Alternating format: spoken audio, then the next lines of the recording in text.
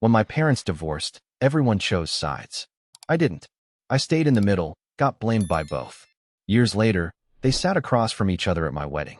Silent. Watching. But when I gave my speech, I thanked them both for teaching me how not to repeat their mistakes. My parents' divorce wasn't explosive.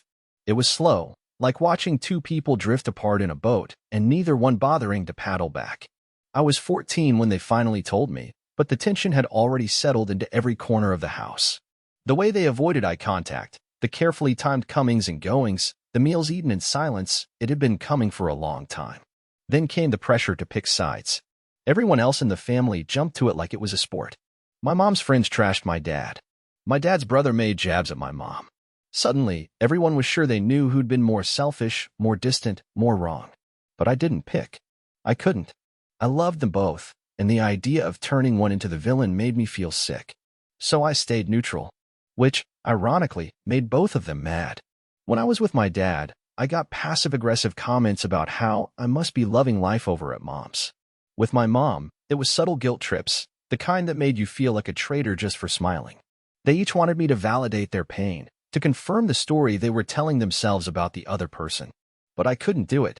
I became the emotional referee, the go-between, the quiet kid who learned how to nod without agreeing and speak without saying anything too real. I got good at hiding what I felt. Through high school and into adulthood, the distance between them stayed wide.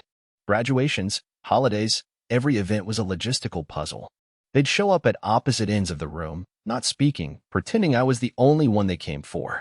When I got engaged, I was honestly more nervous about the seating chart than anything else. I wasn't expecting miracles.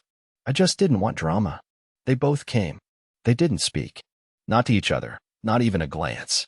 But they were there, on opposite sides of the room, silently watching. During the reception, I gave a speech.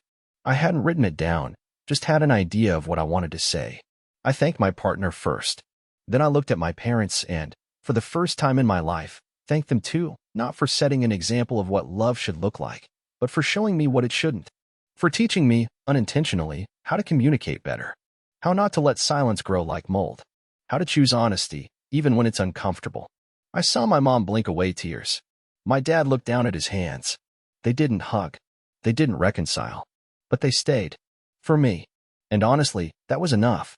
That night, I didn't fix them. I didn't need to. I just chose not to repeat them.